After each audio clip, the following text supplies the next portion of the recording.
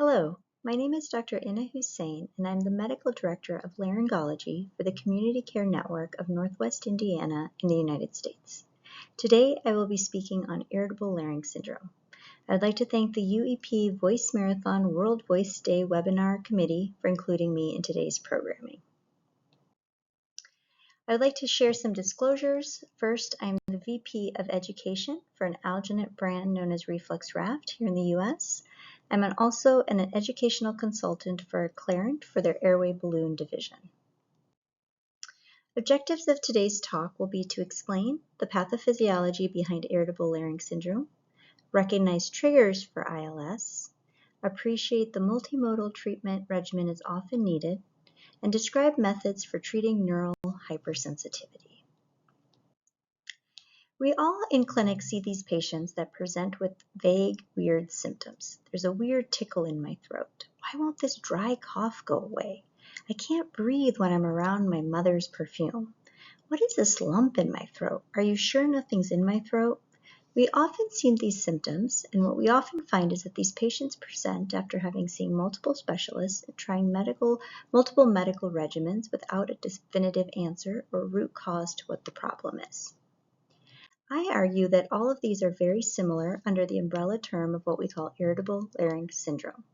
This is a hyperkinetic laryngeal disorder that can have a variable clinical symptoms, such as voice changes, often in the form of muscle tension dysphonia, chronic dry neurogenic cough, shortness of breath that can present with laryngospasms or intermittent laryngeal obstruction, and a globus or a lump in the throat sensation. There's an underlying neural-mediated hypersensitivity of the larynx, plus or minus central nervous system control center changes that essentially lead to what we classically know as a hypersensitive larynx. Now, irritable larynx syndrome has neural-mediated changes in both central and peripheral control centers, which results in basically a larynx that's held in what we call a spasm-ready state that can be easily triggered by stimulation. The analogy I like to give my patients is to think of a rubber band. A rubber band, it's very natural for that rubber band to fly across the room. However, if this rubber band is held in a spasm-ready state, it means it's being pulled so that it's tight. It takes very little effort on my part to then make that rubber band fly across the room. However, if the rubber band is in a more natural, relaxed state, it will take a lot more stimulation for it to fly across the room. An irritable larynx is like a rubber band that's pulled back, just waiting for stimulation. Now, I also like to describe to patients that irritable larynx syndrome is basically a larynx doing what it's supposed to be, but the timing is off. So this is a great paper that describes some of the background the theories behind irritable larynx syndrome by Morrison et al. In 1999, showing that an irritable larynx is a non-triggered but hypertonic larynx, or a hypertonic state. This is then acted upon by tone modulators such as muscle tension, stress, anxiety, and then irritants such as occupational exposure, smoke, or scents can lead to kind of a muscle spasm phenomenon. Now, since the larynx has multiple functions, the spasms of those muscles can cause different functions as well, such as voice changes in the form of muscle tension dysphonia, laryngospasm, even cough, and globus. Now, irritable larynx syndrome, we think there may also be a mechanism which results in central nervous system plastic changes in these control centers. We think this might be modulated by viral infections or biofeedback from chronic laryngeal irritation or stimulation from things such as GERD, and psychosocial factors and habituation such as chronic throat clearing can all also lead to a larynx that's in a spasm-ready state. Now, how does laryngeal hyperresponsiveness even happen? Well, initially there has to be some sort of inflammatory insult, which then leads to altered autonomic balance maintained by central brain regions. Subsequent stimulation then induces local presynaptic reflexes in the larynx, causing airway narrowing, vocal fold spasm, muscle tension globus, and cough. Remember, the larynx is doing what it's meant to do. The larynx is meant to be a protective organ, and the ways it protects you is by closing to prevent things from going into the airway that don't belong there, coughing to expel irritants, and holding tension ready to defend you. So an irritable larynx is holding all of these tension and tightness even though you don't need protection. So when we're trying to decide on a treatment regimen for patients, it's important to understand that treatment should be aimed at treating the underlying hypersensitivity as well as reducing and addressing the triggers. So what are some common triggers to irritable larynx syndrome? Well, the most common one we see is GERD, reflux, also known as LPR. There's also rhinosinusitis and rhinitis in the form of postnasal drip and the release of inflammatory markers, inhalant allergies, irritants in the forms of things such as scents or perfumes, inhaled irritants such as tobacco, and even occupational exposures. I think we all have seen patients that present with irritable larynx syndrome, and they work in environments such as things like hair salons where they're exposed to aerosols, or other environments where they're exposed to poor air quality. Exercise can also be a trigger. We often see this in patients with intermittent laryngeal obstruction. Temperature, humidity can be a trigger, especially really cold air. And psychosocial disorders and stress. Patients will report throat tightening, even laryngospasm during periods of extreme stress. So when we're talking about addressing the triggers, I don't have time to go through each of those, but I did want to take just a moment here to talk a little bit about reflux or LPR. This is often attributed as being an underlying reason for and also a trigger for irritable larynx syndrome symptoms. But it's important to remember that acid suppression often isn't enough to treat LPR, nor is it enough to do an empiric diagnosis.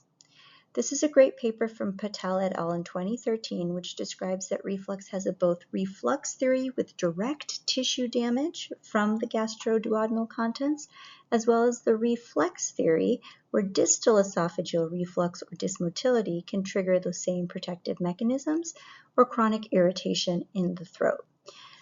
Most of us who specialize and treat LPR know that diet and lifestyle modifications play a key role in managing this.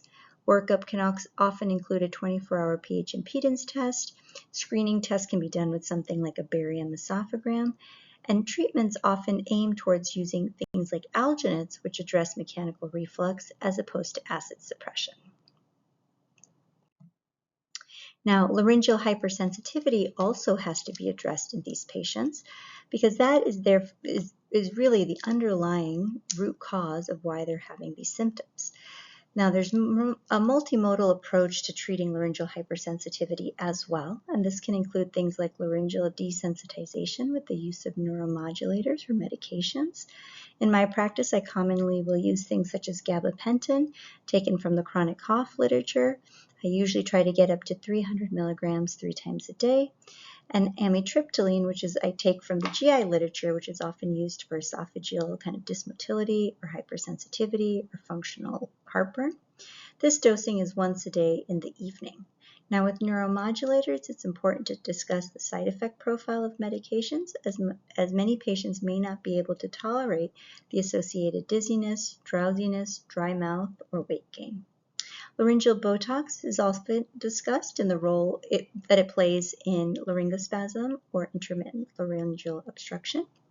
Superior laryngeal block is a newer modality that we use in the office, and I'll talk a little bit about that later. Cognitive behavioral therapy is so important.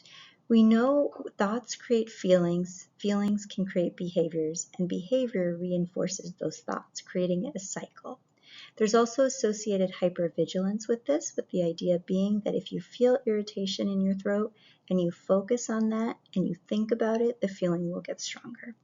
And let's not forget the role of our speech-language pathologists in helping us with laryngeal control therapy. Not only does this address the muscular hyperfunction, but can help create more positive biofeedback to help decrease hypervigilance of the symptoms the patients are feeling. So superior laryngeal nerve block, this is a newer technique that I think a lot of us have been using for chronic cough, but also irritable larynx syndrome. It's the use of a one-to-one mixture of local anesthetic with a steroid that's injected near the entry point of the internal branch of the superior laryngeal nerve.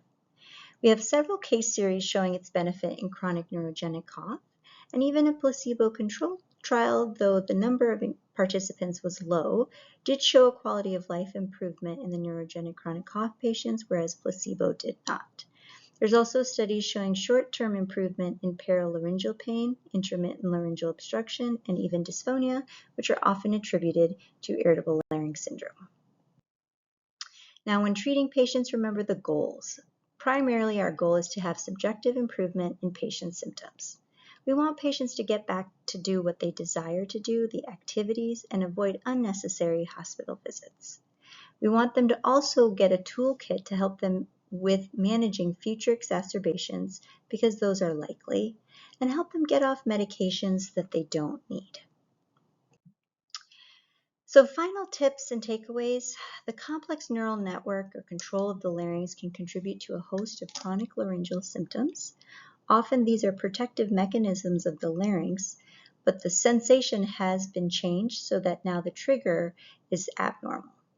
Although you can identify what the triggers are and try to address those, don't forget to address the underlying root cause as well, which is the neural hypersensitivity.